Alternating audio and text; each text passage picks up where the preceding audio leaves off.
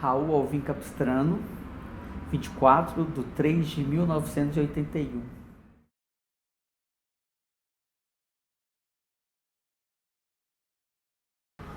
Nossa. Um cara que cresceu querendo saber muito, aprender muito, era encantado com livros. Eu acho que o sonho mais antigo que eu tenho era de conseguir ler um livro inteiro e entendê-lo. Eu tinha essa consciência que era ler e entendê-lo, né? E gostava muito de aprender muitas coisas.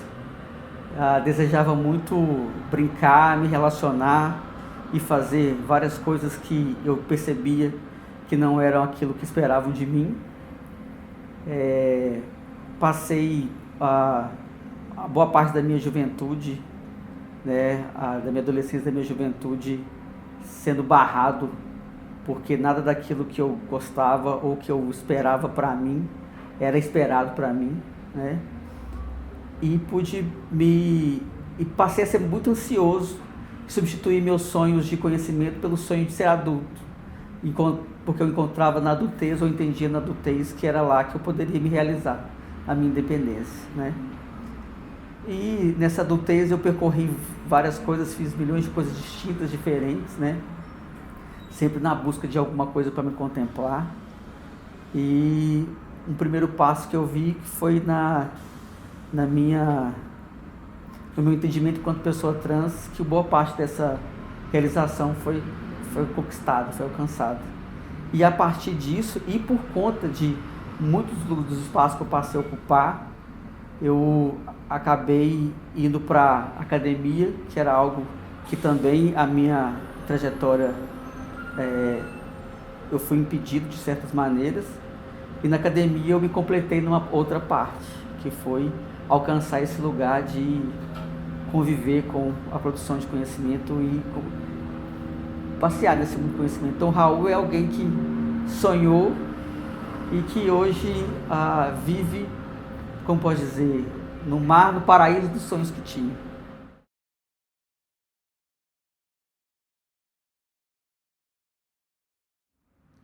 Aí eu nasci em Contagem, região metropolitana de Belo Horizonte, né? Depois, dentro de Contagem, morei em vários lugares. Depois vim para Belo Horizonte para fazer a faculdade aqui na UFMG. De Belo Horizonte fui morar no Espírito Santo, já morei em Divinópolis, agora estou morando em Uberlândia.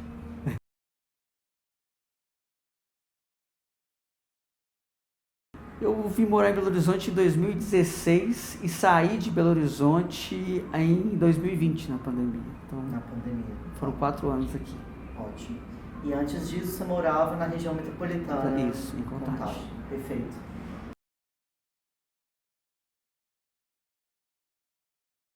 Eu acredito que sim.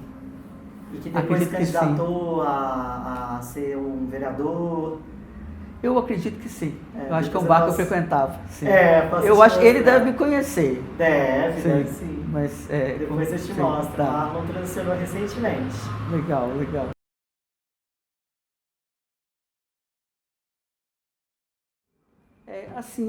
Eu costumo pensar que eu consigo marcar assim, com muita exatidão, né, o quanto que eu tinha uma espécie de consciência de como que o que o mundo esperava e o que eu podia negociar com esse mundo. Então, assim, voltando àquela pergunta que você me fez, se eu pudesse me resumir numa palavra e não em 5 minutos, é negociação. Então, eu negociei a vida toda e negociei a vida toda.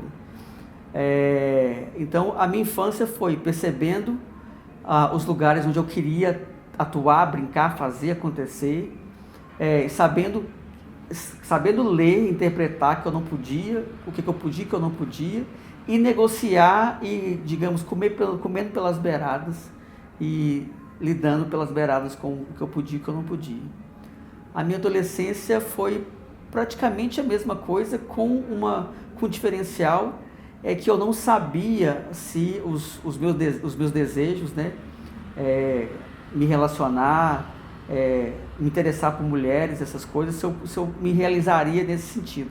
Eu sempre tinha dúvidas se foi se isso iria acontecer, porque eu tinha um modo de pensar muito binário, no sentido de que mulheres gostam de homens, homens gostam de mulheres, e o que vai sobrar para mim, sabe?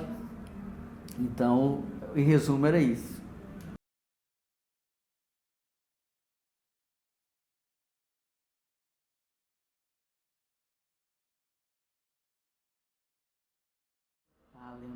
Lembro com tranquilidade. Assim, uma experiência, eu acho que teve a ver com brinquedos, né? As duas teve a ver com brinquedos.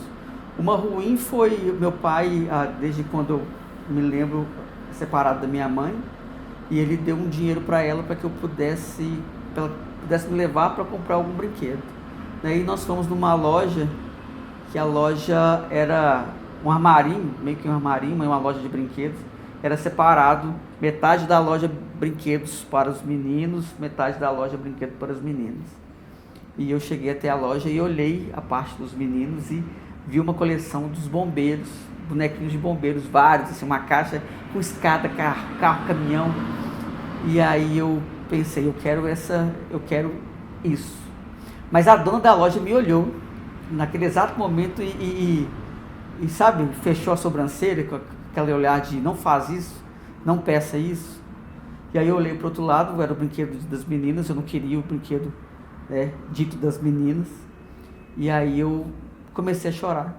E minha mãe não entendeu como é que eu estava numa loja de brinquedos, com dinheiro para comprar o que eu quisesse, e não escolhia nada e estava chorando. E aí ela me levou embora.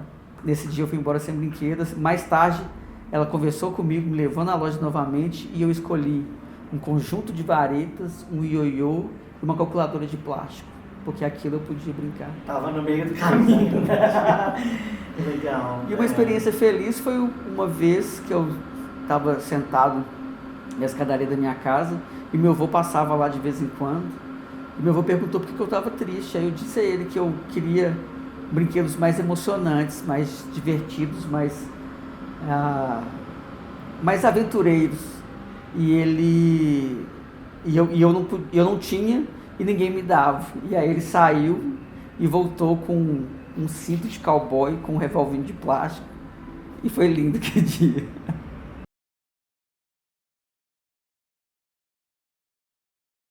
Olha, eu me considero muito sortudo, sabe? Eu fui criado uma parte da minha infância pela minha mãe e uma boa parte da infância e da minha adolescência com os meus avós.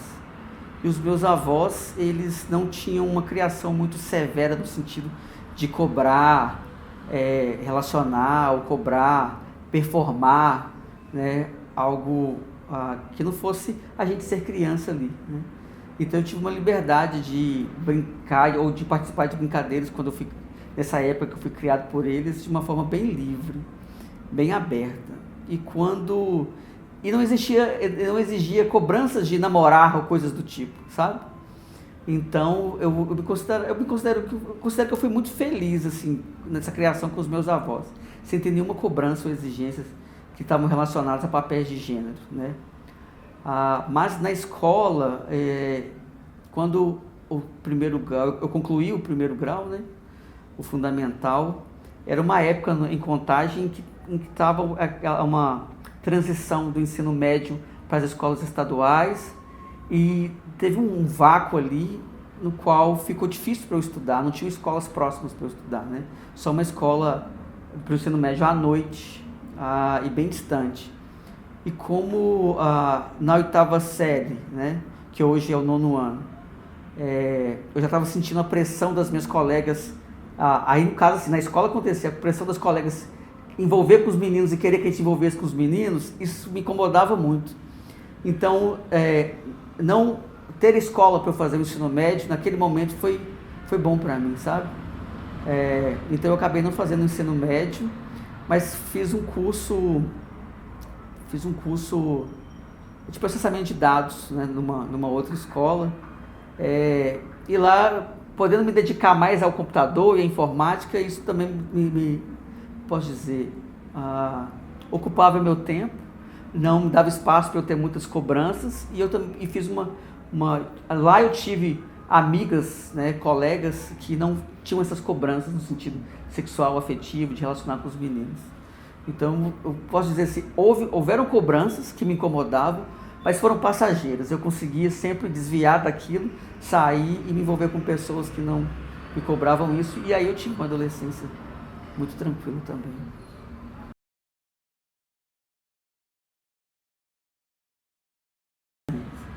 Super autodidata, assim, de ler livros, não só informática, eu li livros de desenho técnico, desenho mecânico, então eu trabalhei, eu posso dizer, eu não tive essa formação no ensino médio, mas eu entrei numa empresa que fazia projetos industriais para uma fábrica de automóveis, e lá eu tive uma ascensão, tanto em saber desenhar e criar projetos em softwares gráficos, quanto também a fazer programação e desenvolver sistemas para conversar com esses softwares.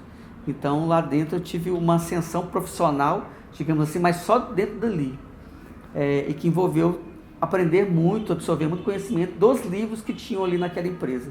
Não foi nada cursado fora, né? Tanto que eu estive nessa empresa até a minha transição. Depois que eu comecei a transição, a empresa passou a ser insuportável. Eu passei a transicionar em 2010.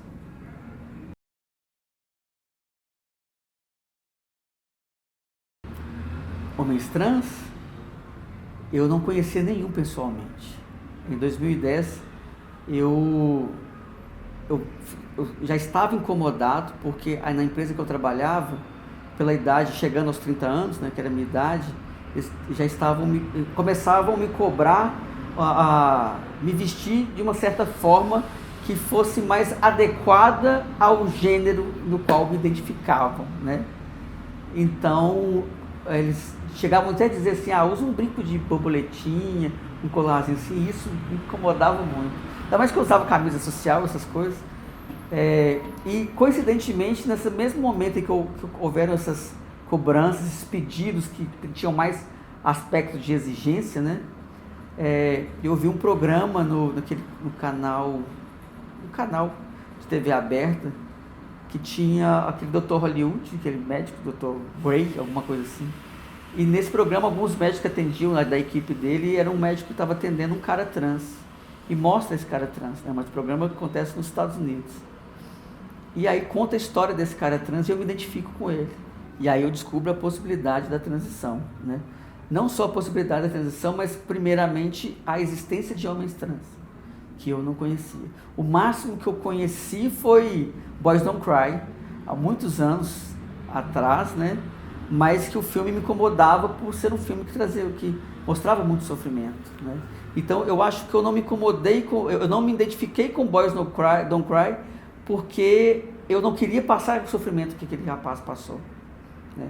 Então quando passa essa história desse cara nesse programa, que é uma história feliz, tanto que ele tem uma filha, e a filha está tranquila com a transição dele, e nesse programa ele decide fazer a mastectomia. Então eu descubro não só as intervenções hormonais que ele faz, né, e a potência delas, né, a transformação dele, quanto a possibilidade naquela época chamava-se só mastectomia, né. Foi no Carnaval de 2010 que ele passou. 2010, legal. E tanto que não tinha nem o João Nery, eu não conhecia João Nery. João Nery já tinha publicado muitos anos antes o primeiro livro dele, né? É Um Erro de Pessoa, e ele publica Viagem Solitária em 2011. Então não foi a partir do João Nery. Eu fui conhecer João Nery depois da minha transição.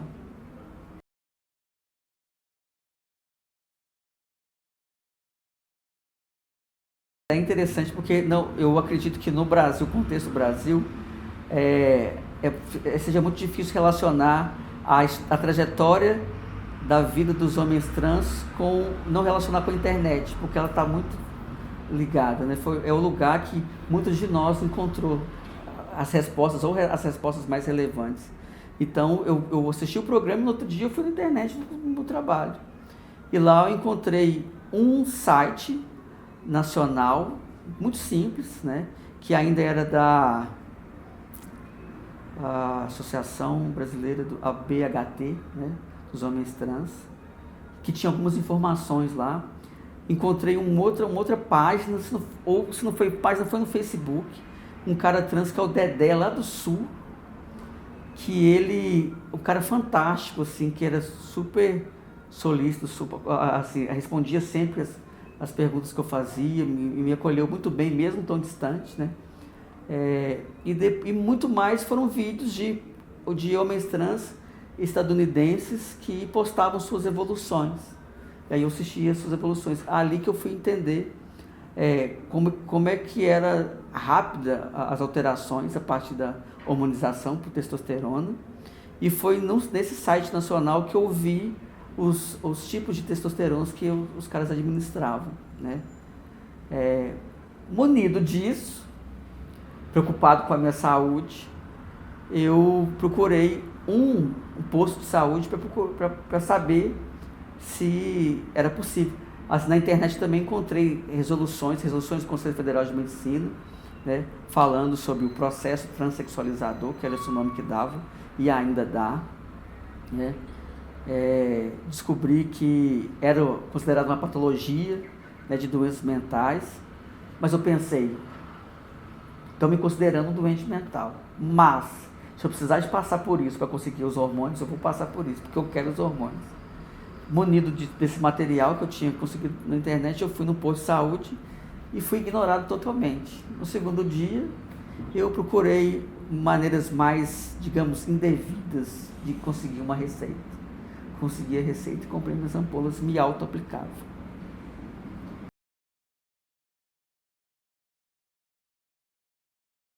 Eu entendia que era mensal, eu entendia que era importante estar de olho nos meus exames, então eu tinha um convênio, né, um plano de saúde, então eu ia ao médico e pedia para que ele olhasse os meus exames, procurei saber quais exames geralmente eram pedidos e pedi para ele olhar esses exames.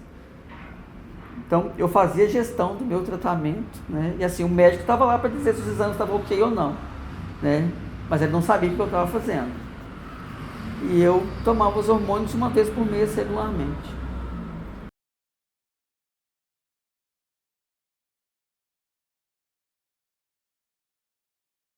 A BHT não, assim, eu não tive uma relação com os integrantes à época, porque o site tinha informações, meio que uma cartilha para os homens trans, mas não tinha, faça contato, clique aqui, não existia isso, sabe? Então, assim, e era uma cartilha dizendo do que se tratava ser homem trans e quais intervenções se fazia, cirúrgicas, intervenções hormonais, era basicamente isso, né? Que tinha nessa página que eu encontrei.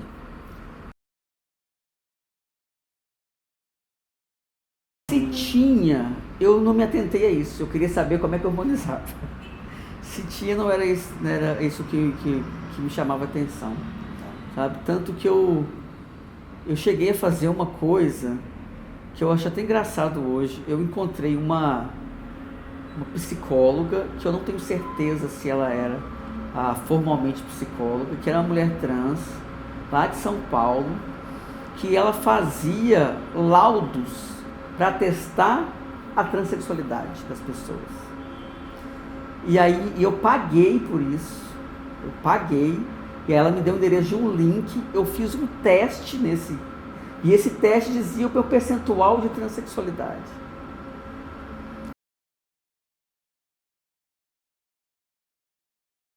Foi alto. Não, eu tinha esses documentos, eu passei esses documentos para uma colega que fez uma pesquisa, mas eu não lembro se ela me devolveu.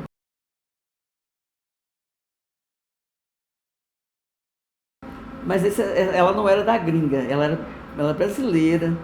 E eu lembro, eu não sei nem se ela foi processada depois, sabe? Mas era uma mulher trans que ela vivia, assim, isso era um dos ofícios dela. Gerar laudos, sabe? Psiquiátricos, psicológicos, né? Para poder a pessoa conseguir receita. Eu acho que ela até dava um passo a mais e dava receita, você tinha que pagar mais, sabe? Agora, e o e-mail que eu recebi, isso eu não tenho mais, sabe? Mas eu tinha isso impresso e eu vou tentar ver se eu consigo localizar.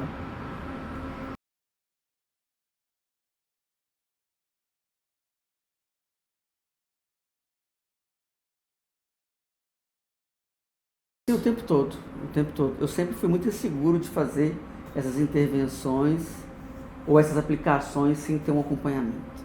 Então eu considero que eu sempre tive acompanhamento, mesmo que fosse um espaçamento grande, mas ele acontecia pelo menos uma vez por ano, tá?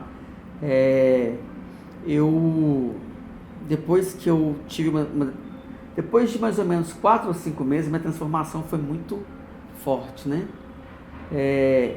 E eu já não estava conseguindo mais conseguir essas receitas do modo que eu conseguia. Primeiro eu conseguia por uma pessoa que era conhecida de uma ex, depois eu passei a conseguir a partir de um colega trans, que é conhecido por várias pessoas aqui, hoje ele não mora mais em BH, e que ele fazia assim, um trabalho assim, magnífico, sabe? De criação de receita, confecção, né? E depois que ele também não estava mais aqui para poder fornecer essas receitas, eu fui a um médico do plano de saúde, procurei um médico que não fosse o meu clínico, mas um endócrino. Eu sorteei lá no livrinho do plano, juntei toda essa informação, fui fazer uma consulta, e quando eu entro no consultório, ele era o meu clínico, só que eu não sabia que ele também era endócrino. Então eu acabei querendo fugir do cara, eu cheguei no cara, passei tudo para ele falou assim: olha, já que você está me trazendo essas resoluções, essas informações aqui, eu vou te receitar e vou te acompanhar. E ele fez a receita, foi a primeira receita, acho que isso deu depois de uns 7 meses, sabe, de que eu já estava administrando, auto-administrando. E foi a primeira receita original que eu tinha. E isso foi uma felicidade, porque ter aquela receita original era ter digamos, um certo respaldo de que eu era quem eu era, né?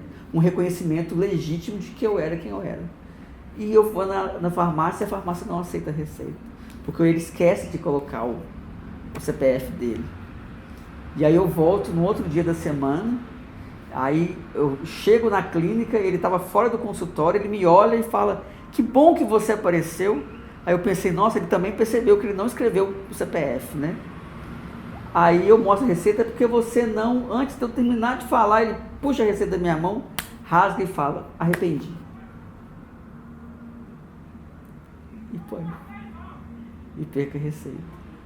Aí eu voltei a me auto-hormonizar novamente, até que mais ou menos quase um ano depois eu encontro uma médica do plano que atendia na Avenida Pará, aqui, né?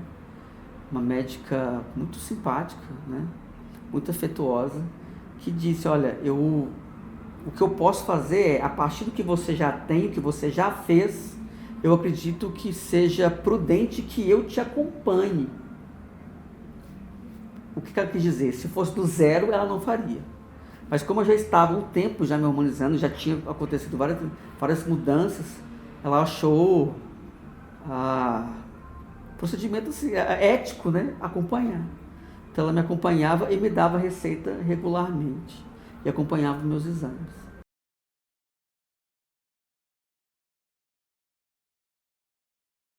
Tenho não. E fiquei com ela alguns anos, com essa médica, até passar a ser atendido pelo sistema público, quando eu fui, digamos que, aprovado para ser um paciente da doutora Beatriz, no Hospital da Baleia, aqui em Belo Horizonte. 2014. Então, da minha transição 2010, 4 anos.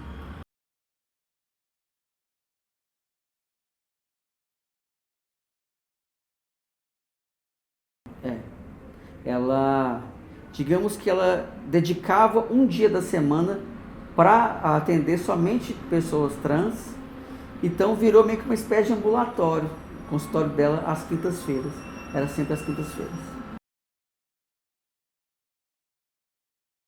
Não estava envolvida assim, não era um ambulatório, era uma médica do Hospital da Baleia que atendia pessoas trans, uma endócrina, que atendia pessoas trans, e ela conseguiu concentrar as pessoas trans para um dia da semana, que é meio que um perfil de ambulatório, mesmo não sendo formalmente um ambulatório. É isso. Esse atendimento durou algum tempo, né? Depois ela quis ela quis oficializar esse serviço ambulatorial no HC, né, do Hospital das Clínicas aqui, da Universidade Federal de Minas Gerais, mas como ela tinha critérios para dizer quem ela considerava adequado ou não para o tratamento, e isso dizia de fazer uma leitura, né, estereotipada, estética, performática, e a partir disso determinar quem era homem ou mulher, isso violentava várias pessoas trans, em especial e principalmente as travestis. E aí houve uma luta naquele momento de algumas travestis aqui de Belo Horizonte para que esse ambulatório não abrisse se fosse nesses termos. E aí ele não abriu. Só que aí ela se sentiu muito afetada, né, com essa situação, suspendeu os atendimentos na Baleia durante um tempo. Eu não sei se ela retornou, mas aí eu consegui, mas aí já passou a haver no SUS aqui os encaminhamentos, que eu até esqueci o nome que dá, as regulações, né? Então, se você já havia possibilidade de, a partir do postinho, a partir de uma consulta com o clínico, ele no sistema encaminhar para uma médica, uma unidade específica que era aqui no Sagrada Família, que atendia exclusivamente as pessoas trans. E aí eu fui encaminhado para essa médica.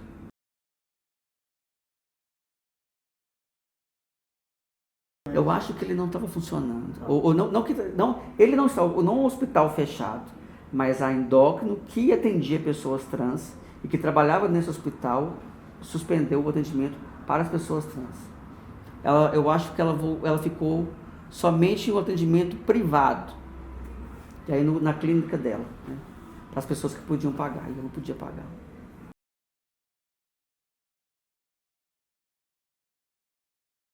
Nesse meio tempo, 2014, eu já passei eu passei a ser procurado por estudantes de várias universidades, sabe, tanto pública quanto privada, para poder ser participante de pesquisas que discutiam questões de gênero, sexualidade, né? Eu fui sujeito de pesquisa, de várias pesquisas, e eu fui convidado a participar de grupos de pesquisa, e nesses grupos eu passei a socializar com outras pessoas trans. Também houve, acho que a primeira socialização foi em 2013, quando teve o encontro regional, o encontro sudeste de gênero e sexualidade, na UFMG. Eu não estou lembrado agora o nome do encontro, do evento. E aí, aquele que a gente se encontrou? Não. Sim, era 14. Não, aquele foi o Congresso Internacional de Gênero 2014.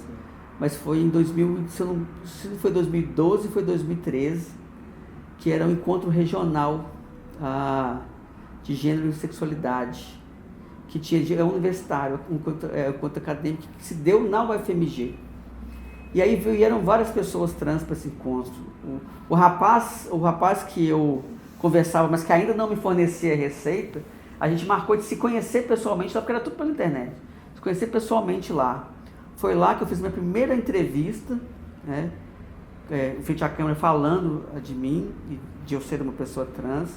Eu conheci a Maite Schneider, que é uma mulher trans do Sul. Conheci o Menino Guerreiro, que é o Gustavo, que é um homem trans também do Sul. E conheci outras pessoas trans nesse encontro. Então, e foi a primeira vez que eu botei os pés na UFMG, né? Então foi um momento feliz para mim, que eu coloquei os pés lá. Eu fiquei sabendo desse encontro porque eu comecei a receber, visualizar postagens de pessoas que me convidaram para poder fazer parte de suas pesquisas, que eram universitários e que me adicionaram como amigos no Facebook, né? Então essa rede fez com que eu pudesse ver postagens, conhecer esses encontros e participar desses encontros.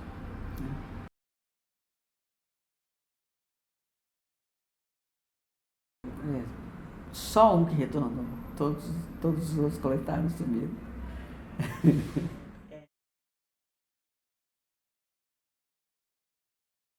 A gente não falava de transmasculinidades, né? Tanto que o encontro o primeiro encontro dos homens trans, né?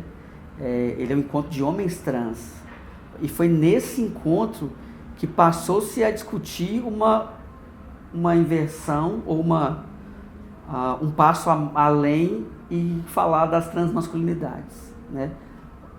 Ou pelo menos falar de pessoas transmasculinas para poder também contemplar outras identidades que expressavam masculinidades, mas não se sentiam confortáveis em se dizerem homens trans. Mas isso acontece no momento desse encontro, do primeiro encontro dos homens trans, lá em São Paulo, em 2015. Antes disso, pelo menos no meu convívio e as pessoas que eu tive contato, passei a me relacionar, principalmente pela internet, eram homens trans. A identidade era essa. Um modo de se ver muito binário, né? Um modo de se ver em que a gente... não quer dizer que hoje ainda não há pessoas que se vejam dessa forma, mas era muito mais concretizado nas nossas mentes que nós éramos homens em corpos errados, né? Era esse discurso, homens em corpos errados.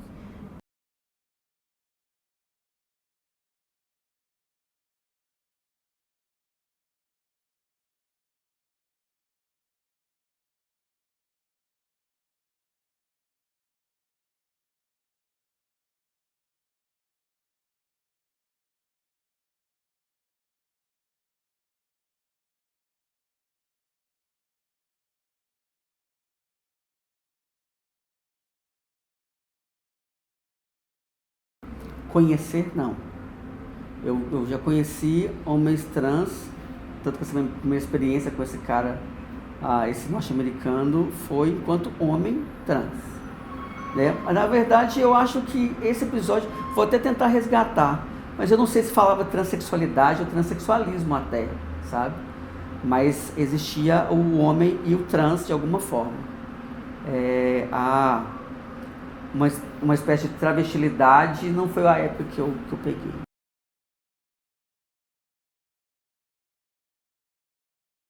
O encontro nacional de homens trans foi 2015, peraí. Foi em fevereiro de 2015, na USP. Nossa. Não só eu vi pessoalmente muitos homens trans que eu só tive contato pela internet, mas como eu vi uma diversidade de masculinidades que eu não conhecia, e principalmente masculinidades viadas, que eu achei fantástico, sabe? Foi lá em que eu comecei a questionar essa minha ideia de entender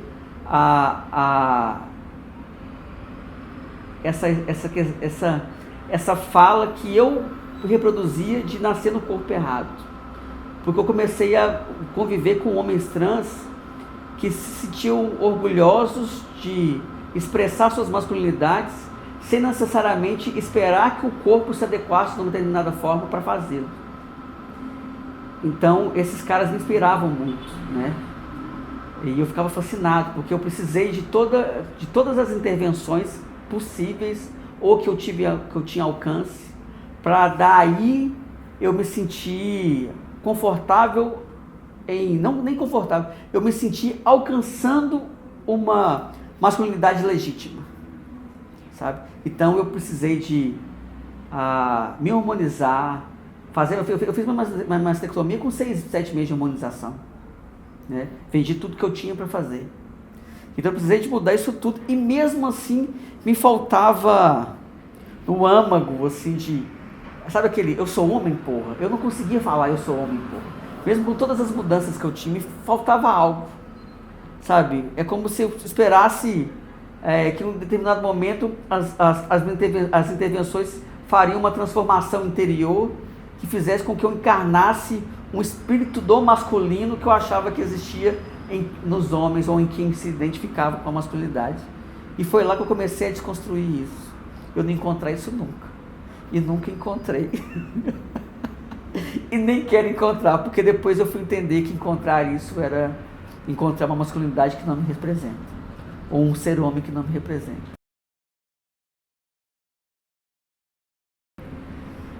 Pois é. Olha, eu falo com muita segurança que o ser homem que me representa, eu só encontrei em homens trans que eu conheci. Então, eu acho que ver homens cis ao longo da minha vida me mostrou um modo de ser e performar esteticamente que me agradava, que eu almejava, mas a expressão do ser homem eu só fui encontrar de uma forma que eu admirava e que me contemplava nos homens trans que eu conheci. Principalmente nesse encontro, né? Não vou dizer que hoje eu consigo dizer um ou outro homem cis, que eu posso dizer assim, o modo como esse homem, é um modo de ser homem que me representa. Mas são muito poucos.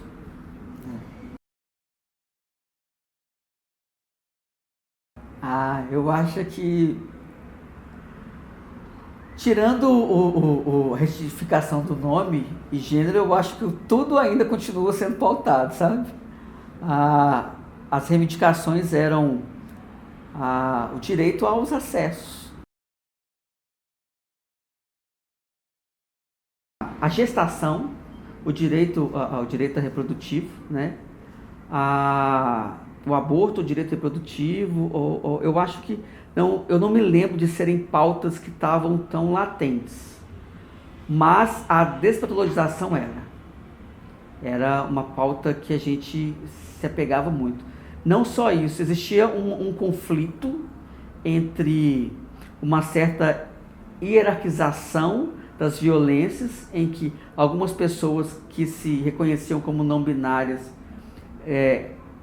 acusavam, e infelizmente essa palavra, acusavam que as intervenções hormonais e a passabilidade que os homens trans alcançavam faziam com que eles vivenciassem menos violência socialmente, e que as pessoas não binárias, por não terem essa passabilidade, eram mais propícias a sofrerem violência, eram mais vulneráveis e tal, e isso virou uma confusão danada, né?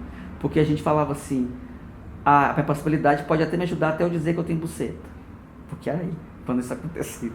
Então eu achei naquele momento, por um lado foi importante as pessoas não binárias se colocarem, querer discutir a não binariedade, mas ao mesmo tempo eu me fiquei muito revoltado disso acontecer em cima da luta dos homens trans, sabe? Naquela produção de uma hierarquia de violência, de sofrimento, que era incabível para mim. E aí foi então assim, isso foi muito discutido naquele momento, né? Mas acho que a despatologização e os acessos mesmo, o nome social, retificação de nome e gênero, o acesso à saúde, à humanização, essas coisas. Sim. Houveram muitos relatos de estupro coletivo. A gente ainda escutava muito isso. Não quer dizer que a gente não escuta hoje, né? Mas discute-se muitas outras coisas a mais hoje, né?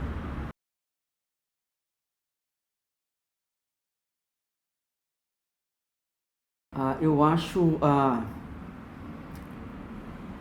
acho que são transfeministas no sentido do afronte, né? No sentido de se colocar e dizer o quanto que determinados aspectos dos nossos corpos e das nossas vivências que são ditos ou classificados como do feminino fazem com que isso nos transforme em alvo da violência. né? Então, assim, existia uma leitura em nós que é lida no que é dito como feminino ou contido no feminino que está no interior das lutas feministas, diz de uma pauta transfeminista, né? Se a gente vive numa sociedade que ela diz de que determinados aspectos do nosso corpo se refere a necessariamente algo, né? Então, é esse aspecto, e aí no caso, existe um ódio ao feminino, né? Como pode dizer, levante aí assassinato de mulheres, violência contra a mulher, vê o requinte de violência, depois coloca assassinato de travestis, mulheres trans, e vê o requinte de violência. É semelhante. O que tem ali em comum? Né? Um ódio ao feminino, um ódio ao que é colocado como da mulher. Certo? Então, se há nos nossos corpos algo que é dito, colocado, visto, apontado como sendo do feminino, ou da mulher, nós somos alvos da mesma forma. Porque você tem uma genital que é colocada, ou lida, ou apontada, ou acusada como de mulher.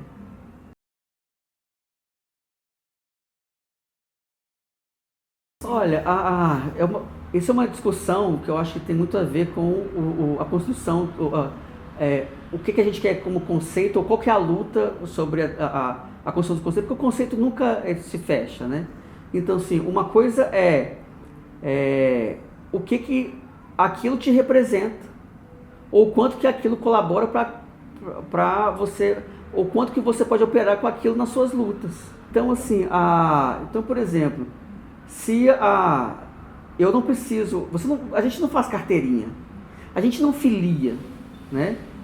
Mas se você está de acordo com determinadas pautas, ou se você luta contra determinadas violências, e isso é uma postura de quem tem pensamentos, ideais, ações transfeministas ou feministas, como é que eu não vou me denominar ou não preciso nem me denominar, não me entender como um, né?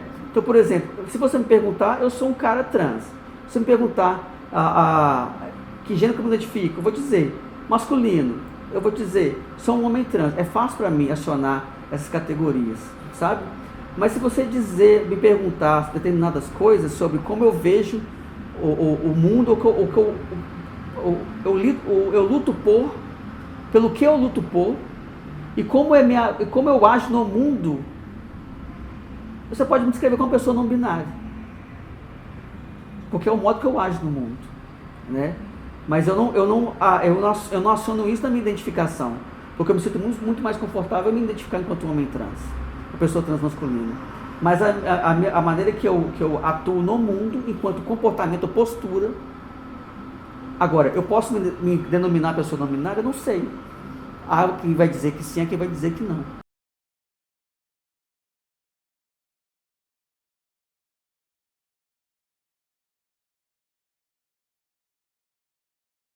Eu passei e passo.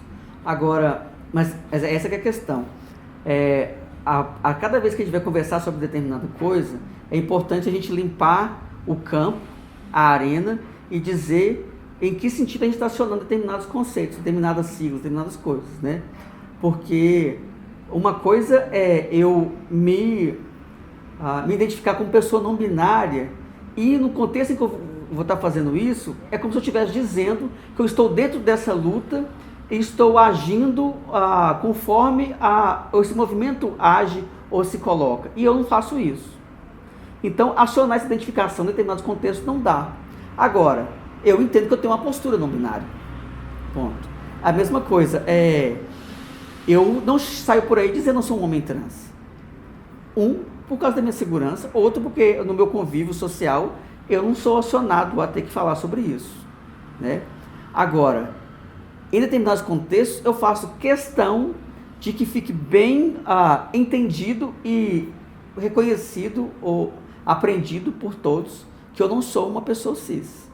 E isso é importante para mim. Que as pessoas, eu tenho muita dificuldade de conviver num espaço socializando sem que as pessoas saibam que eu sou uma pessoa trans. Não é que eu quero me anunciar para aparecer, mas é porque volta e meia eu falo de mim, falar de mim é de dizer de algo que diz de eu ser algo, de uma pessoa trans, e que se isso não for entendido pelas pessoas que estão à minha volta, eu não vou entender o que eu estou falando, sabe? Então faz parte de mim, da minha vida, falar que eu sou um cara trans.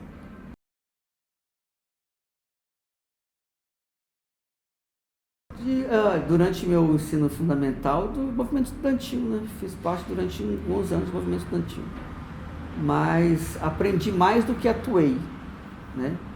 Eu fui me envolvendo no movimento social depois da transição mesmo. Primeiro eu fui conhecer a universidade, alguma coisa da universidade, a partir de algumas pessoas da universidade que também eram do movimento social, eu fui conhecer o movimento social. Então eu fui convidado a fazer parte dos Celos MMG, né? Aqui com a sede de Belo Horizonte. Então foi o primeiro lugar em que eu fiz parte, questão de movimento. Se eu não me engano, eu posso estar errado, eu acredito que eu sou considerado o primeiro cara trans a fazer parte dos Celos MG de Belo Horizonte, né? Durante um tempo. Já tinha transicionado. Direitos humanos. Assim. Assim, eu colaborei muito com um instituto que tinha aqui que chamava Pauline Restui, não sei se você ouviu falar, que era uma instituição de direitos humanos e que oferecia vários serviços bacanas, inclusive para as travestis que eram moradores de rua, sabe? Então eu atuava lá também, uma vez ou outra. De lá eu consegui socializar mais, ter outros acessos, aumentar mais a rede, né? Muitas falas que eu fiz em vários espaços foi a convite desse instituto, né? Então eu acho que eu comecei assim, nessa cena LGBT e cena trans de Belo Horizonte, foi sendo participante de pesquisa, comecei a frequentar espaços universitários, frequentando reuniões dos Celos, principalmente reuniões para voluntários para a construção de parada LGBT, né? E participando desse Instituto Pauline Restui, fazendo algumas falas, participando de algumas rodas de conversa. Isso 2014, 2015.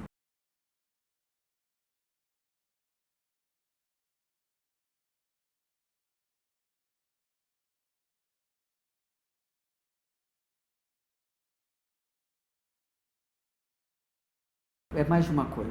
Pode dizer. Eu fui procurar fotos para poder te mostrar, porque você pediu assim, algum material da minha vida, da minha trajetória, e algum material do movimento.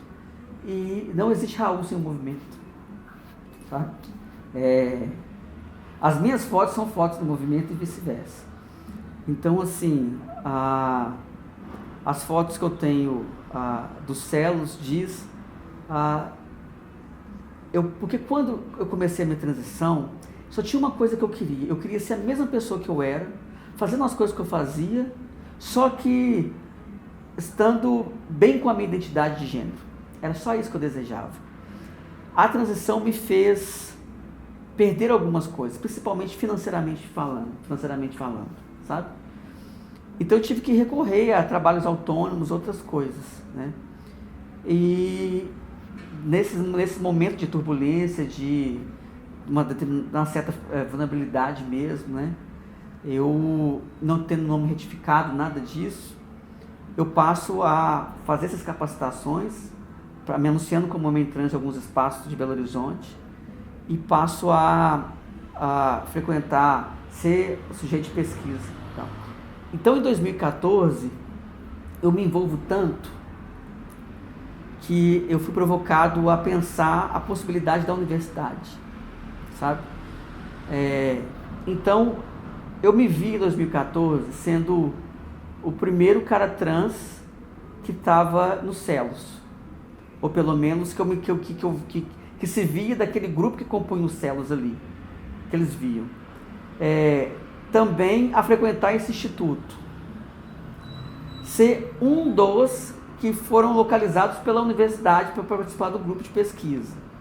sendo um dos escolhidos para poder fazer a primeira pesquisa sobre homens trans do Brasil. Primeira pesquisa de mestrado. E a primeira pesquisa sobre homens trans do Brasil. Acadêmica, né?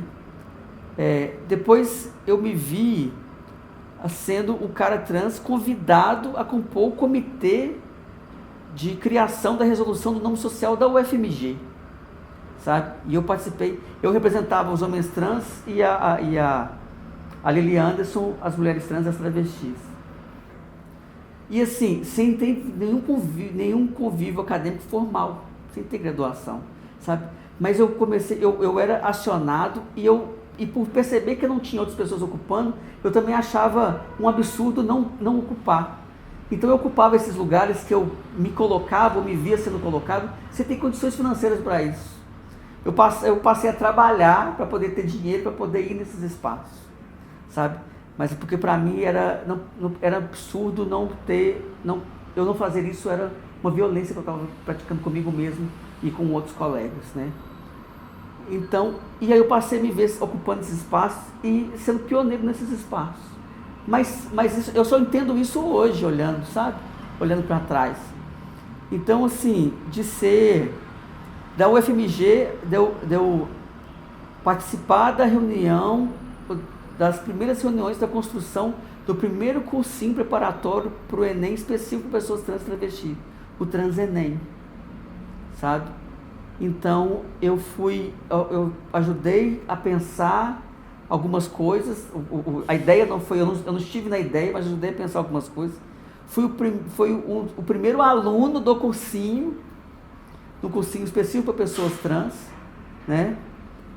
Fiz o cursinho, passei, entrei para o curso de filosofia da UFMG, fui, se eu não me engano, o primeiro cara trans a requerer o nome social de uma forma formal, depois da resolução, uma resolução que eu ajudei a construir e nem sabia que eu ia acioná-la, né?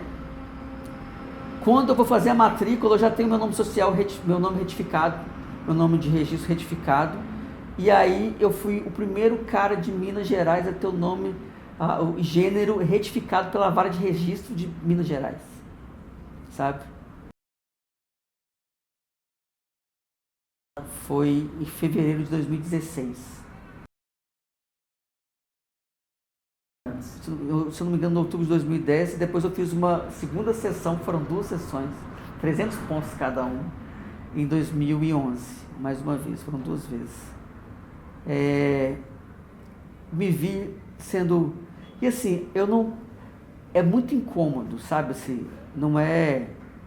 Esse negócio de ser o primeiro, eu não falo de eu ter sido o primeiro no sentido de como se eu tivesse sido o único, porque houveram outras pessoas trans na universidade, houveram outras pessoas trans na cidade, houveram outras pessoas trans e tal, mas aquele contexto, aquela situação, as coisas como se deram naquele momento, fez com que fosse Raul naqueles momentos sendo visto dessa forma, sabe? Então, eu me vendo ali no curso de filosofia da UFMG como um cara trans, do curso, né? Quando eu formei também o cara trans a formar, sabe? Quando eu concluí o mestrado, o primeiro cara trans a fazer o mestrado na Faculdade de Educação. E isso o quê? Isso em 2023, o ano passado.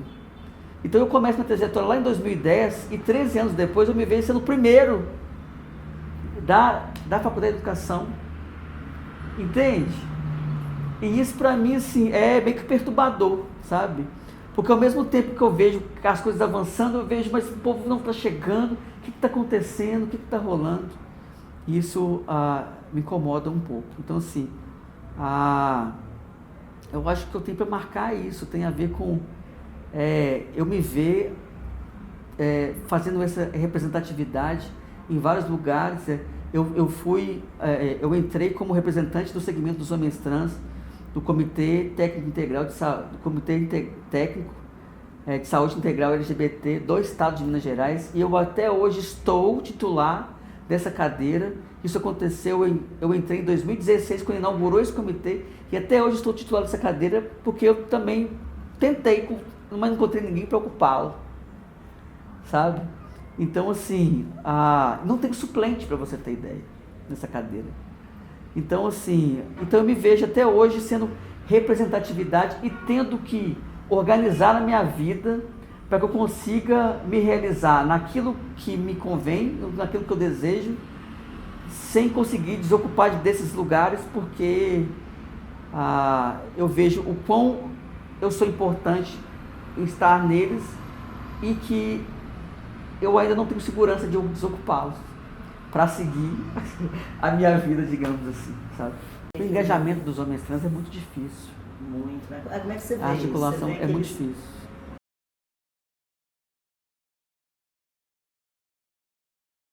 Olha, eu acho que tem a ver com a dificuldade da vida mesmo, sabe?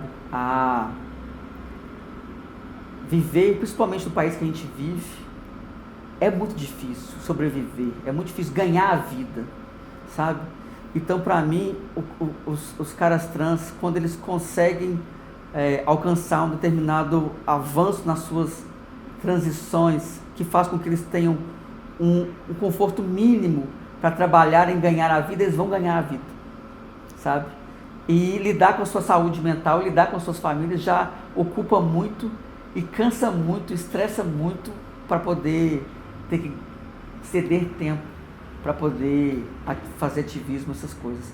Eu vivi numa família que, mesmo tendo alguns atritos pontuais assim, foi uma família que me acolheu completamente, tanto nuclear quanto a família externa toda, né? Então, assim, eu nunca fui desamparado, eu nunca fui um cara desamparado. Então, eu pude ter tempo e condições. Eu trabalhei, até hoje trabalho para me manter, e hoje para poder manter a minha mãe. Mas mesmo assim, eu acho que a condição financeira foi menos pior do que se eu não tivesse acolhimento da minha família. Então, ter tido a minha família comigo fez inegavelmente que eu tivesse saúde mental e espaço e tempo para poder me dedicar a essas cadeiras que eu até hoje ocupo.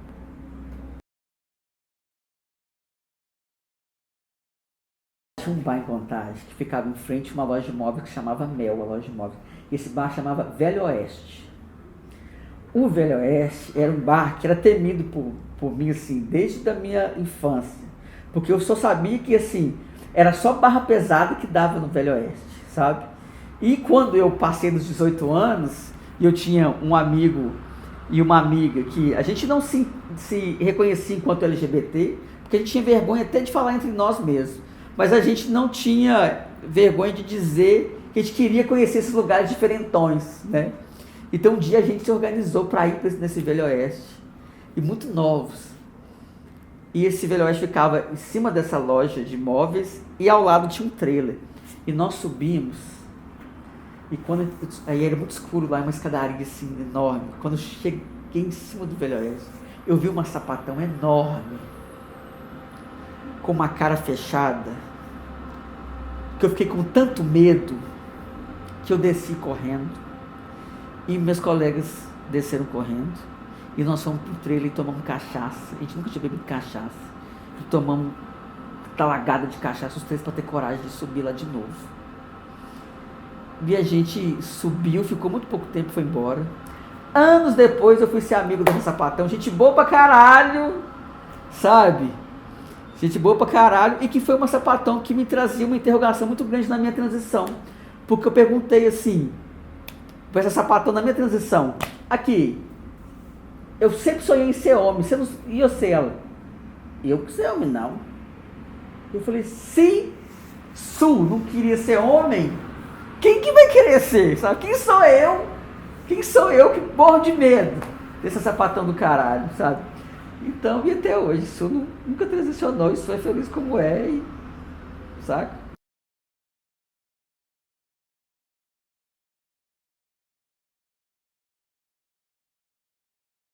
Conheci, eu acho que não tinha, não existia esse termo para acionar. Eu conheci um sapatão que falecido, doido, o nome era Doido. Doido morava no Parque São João, no barracão do Parque São João, que é uma comunidade lá em Contagem, e que do barracão do Doido você via Contagem, assim, à vista, espetacular. Pensa assim no morar assim, sabe morar na casa, na praia, naquela vista? O Doido morando no Parque São João, com aquela piscininha de plástico e fazendo churrasco no quintal dele. Era a casa do Doido. Só que o Doido, ele teve um acidente, então ele era até afastado, ele trabalhava de cobrador e ele estava até afastado. Ele teve um acidente que eu não lembro mais como é que a doença que ele tinha, mas com esse acidente, por causa disso, ele não tinha segurança na perna. Ele andava não, camisa aberta, calça social larga, sapato, e o Doido tinha um sotaque muito malandrão, assim, bicho. E ele ainda falava assim, foi com o Doido e com o Sul que eu conheci o pau de borracha, que eu não conhecia, cara. E eles falavam assim, e aí? E eu nem era Raul, sabe? Na época eu era sapatão do caralho também, igualzinho, tal, eles e tal. E eu falo eles porque é difícil, né? Mas não tem como falar eles, nós éramos 3 caras. E eles falavam assim, você não tem um cabeça rosa? Aí eu, cabeça rosa? E aí quando eu pesquei, eu falei, tenho cabeça rosa. Peraí que eu vou ali, que eu tô com o pai, eu tenho um compromisso, vou embora. Saí de lá e fui correndo pro sex shop e comprei um cabeça rosa, que a gente chamava depois de Juninho, né? Comprei um Juninho para ter um pau, porque eu não tinha um pau. E eu nem imaginava ter um pau e tal. E aí eu comprei um pau, e tinha uma menina lá, e a menina, você tem um cabeça rosa? Eu tenho, então bora usar. E foi uma diversão, adorei, foi uma reviravolta na minha vida. Mas aí o Doido tinha essa coisa, então ele andava tal, normalmente, tal, de repente a perna dele tremia e caía. E tinha que tomar cuidado, porque tinha que ter algum lugar para segurar, porque toda vez que caía, você batia a cabeça. E eu acho que numa dessas ele morreu.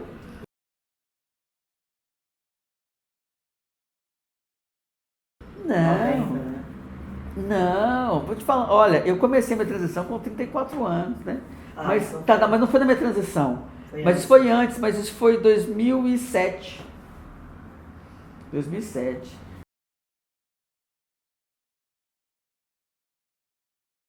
Eu acho que Sul tem. Sul com certeza deve ter foto. Sul, a gente jogava baralho, Sul ganhava no baralho. Uma vez eu fiquei com uma dívida de R$200 de baralho que eu perdi. E Sul me ligou e falou assim, o jogo que você paga. E eu nunca tinha jogado a valer e perdido no jogo. Eu falei, você paga no fim de semana. Você vai pagar agora. Amanhã eu quero ser na minha casa pagando, que jogo a gente não deve. Beleza. Fui lá e paguei R$200. Sabe? Mas assim, na minha adolescência, porque aí foi o quê? Que ano? Eu acho que foi 2000. Ano 2000, 2001, que era essa época que eu fui no Velho Oeste e tal, essa coisa aí foi 2000, 2001. Daí faz o quê? 22 anos, né, atrás. Foi essa época.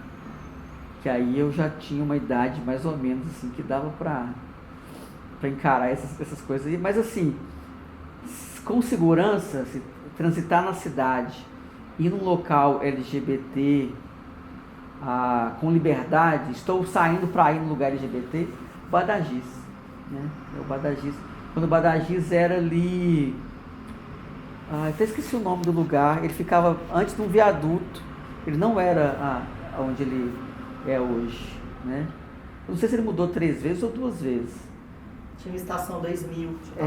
Não, mas o Badajoz era para os lados de lá, eu esqueci o nome do lugar, mas para os lados de lá. Primeiro Badajoz.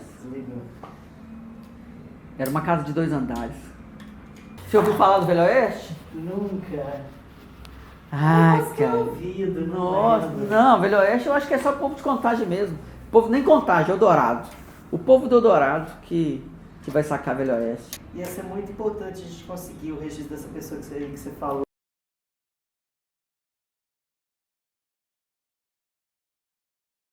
O Doido sim, porque o Doido ele se identificava no masculino, ele tratava de si no masculino. Incrível. Foi a primeira vez que eu vi isso na vida, mas eu não associava, simplesmente tipo assim. E eu E para mim, eu nem sei se o doido fazia isso em ambiente de trabalho, por exemplo, mas eu sei que com a gente ali era no masculino.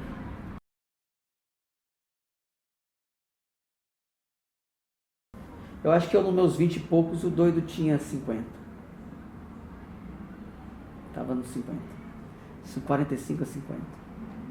Eu acho que pela idade de sul que eu consigo encontrar sul. Dá para investigar e saber. Mas o doido, eu acho que o doido sim, o doido, esse lugar é o lugar do doido sim. Com certeza. Sabe? Ai, gente, doido é um cara, safadão do caralho. Mas era.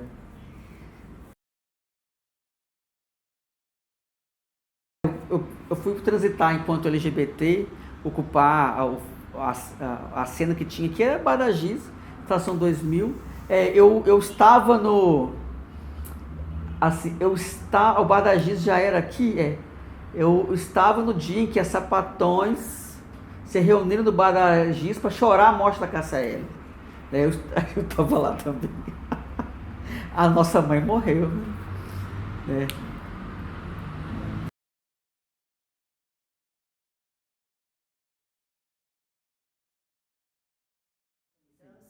Eu tinha Sapatão era o lugar que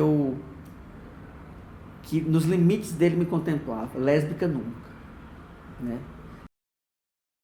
Caminhoneiro, é isso, exatamente, bofe, né? Caminhoneiro eu acho que era os mullet mais antigos que eu. Eu cheguei, a minha geração era dos bofinhos. Dos bofinhos, a pochete não era atravessada aqui não, já era na cintura. Tanto que eu falo, a minha época é sapatão, né?